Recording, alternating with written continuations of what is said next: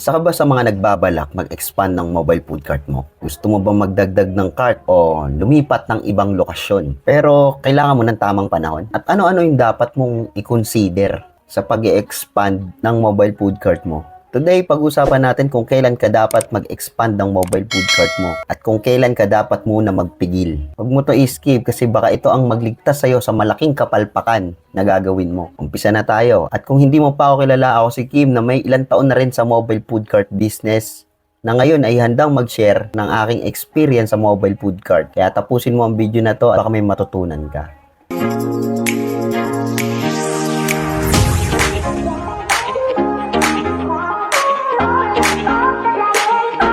Na tayo. Unang dapat mong i-consider sa mobile food cart ay bakit gusto mo mag-expand. Maraming mobile food cart business ang na-hype dahil nakikita nila sa iba na mabilis na nakakapagparami ng cart. May 3, may 5, may 10 cart na, pero sila isa pa rin at nag-i-stay dun sa kahirapan sa pag-uumpisa. Pero ngayon may tanong ako, ready ka na ba talaga magdagdag ng mobile food cart? Minsan kasi pinipilit lang natin kasi gusto nating makasabay. Gusto natin ipakita sa social media na napakadami na nating branches o mobile food cart. Pero ang tanong, kaya na ba talaga? At kung hindi mo pa kaya, ikaw rin naman ang mahihirapan. At wag mo i-compare ang sarili mo sa ibang business. Hindi porkit mabilis silang lumago, dapat ganun ka din. Remember, mas okay na mabagal pero matatag kaysa sa mabilis pero bagsak naman sa dulo. Pangalawang dapat mo i-consider kung mag-expand ka ng mobile food cart mo ay consistent at profitability na ba ang mobile food cart mo. Okay, ito ang dapat na seryosong i-consider mo kung mag-e-expand ka ng mobile food cart mo. Kung consistent na ba yan at kumikita. At hindi lang dahil sa hype o seasonal. At least may 6 month o 1 year na consistent na kita bago mag-isip o magdagdag. Pangalawa, may solid system na ba yan? Ayusin mo muna yung sistema mo. Mga supply, inventory, costing o delivery, maging sa quality control. At kung isa pa lang, sabog ka na. Paano pa kung 3 na yan? Or 5 o 10. Pangatlo, na dapat mong i-consider, reliable team na ba? Ito crucial. Madami sa atin na sobrang nahihirapan makahanap ng matinong tauhan. Lalo na sa unang branches pa lang. 'Di ba? Meron mga senaryo na talagang hirap na hirap tayong humanap ng tauhan na matino. Mga taong mapagkakatiwalaan. Doon sa unang branch pa lang, nahihirapan na tayong kumuha ng mga tauhan. Paano pa sa mga susunod na mobile food cart natin na pagaganahin natin? Kung wala ka pang tao maaasahan sa unang food cart mo, paano mo kaya i-handle ang susunod? Baka makompromise pa ang quality ng produkto mo, lalong-lalo na yung service nyo. Pang-apat na dapat mo i-consider ay yung capital and cash flow. Hindi lang dapat galing sa kita, dapat may extra fund ka para sa emergency. Hindi porkit kumikita ka na ngayon, kaya mo na magdagdag ka agad. Kailangan mo pa rin ng fund para sa emergency expenses mo. Kasi may mga tendency at may pagkakataon na kailangan mo ng pera para sa mobile food cart mo. Lalo na sa tag-ulan. Kailangan may emergency fund ka dyan. Kasi alam naman natin sa tag-ulan, napakatumal.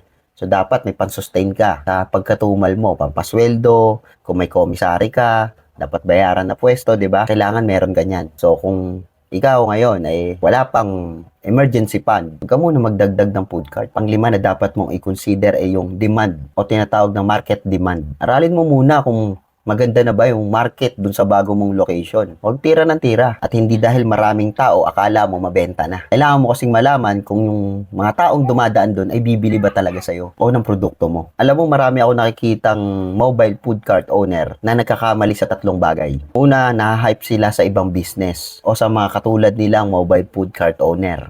Na-hype sila. Nakikita nila, uy, ang dami ng cart nun ah. Ako isa pa lang. Kaya dapat ganun din ako. Hindi nila alam, iba yung kapasidad nun.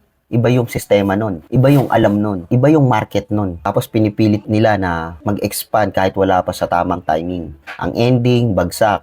Walang tauhan, pending ang cart, hindi makapagtinda dahil sa panahon. So na-hype. Ang malupit pa niyan, walang emergency fund. Pangalawa, nahihirapan sa tauhan. Sa totoo lang, sa first cart pa lang, nahihirapan na makahanap ng matinong tauhan. Tama ba? Kung hirap ka pa makahanap ng tamang tauhan, bakit magdadagdag ka pa? Mas lalaki yung stress mo, mas lalaki rin yung risk mo. Pilitin mo munang patibayin yung sistema mo, lalo-lalo na sa tauhan mo. Pilitin mo munang makahanap ng matinong tauhan bago ka mag-expand ng business mo. Kasi kung dyan pa lang sa unang cart mo, hirap ka na humanap ng matinong tauhan, paano pa sa susunod? Pangalawa, pangatlo, pang-apat, baka yung cart mo nabubulok na, wala ka pa rin matinong tauhan dahil naka-stock lang yan dyan. Pangatlo, nag-expand kahit hindi align ang existing business. May mga nakita akong ganyan, nagmamane, gusto, mag-ihawan, nagsyosyopaw, nagdagdag ng siomay. Yung existing business nila, gumagana naman na, lulupitan na lang. Pero dahil sa nakita nila, maganda yung business sa iba, gagayahin nila, na-hype sila. Ngayon, magdadagdag sila, mabenta kay ano to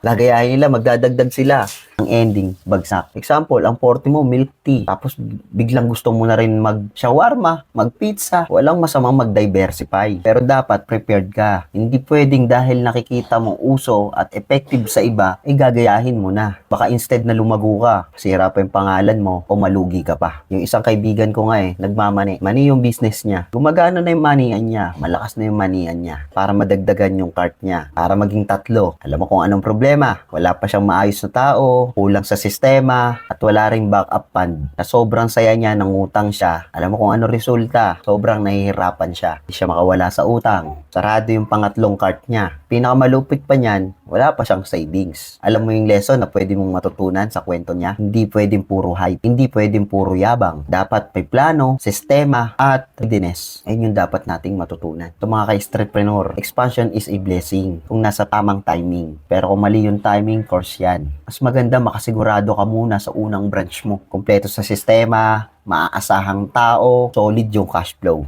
Ayun, napaka-importante. Saka mo na i-level up kung handa ka na talaga. At hindi dahil gusto mo lang ipakita sa iba na nag-e-expand ka, na lumalago ka. Pero kung tingin mo ready ka na, go! Pero kung hindi pa, ayusin mo muna yung foundation mo, yung pundasyon ng business mo. Comment mo naman sa baba kung ano yung pinaka-biggest challenge mo sa pag-i-expand mo. At kung meron kang gusto ibang topic, suggest mo na rin. At don't forget to like, share, at comment ka dyan ha. Huwag mo kalimutan. Okay lang mag-comment. Share mo naman yung experience mo para malaman din ng mga kapwa nating vendor kung ano yung mga dapat nilang i-adjust at matutunan. At tandaan hindi nauuna ang mabilis. Nauuna ang handa. Kaya kita-kits sa next vlog ko. Salamat sa panonood mga ka-streetpreneur. Stay humble, stay learning. Hanggang sa susunod. Peace out!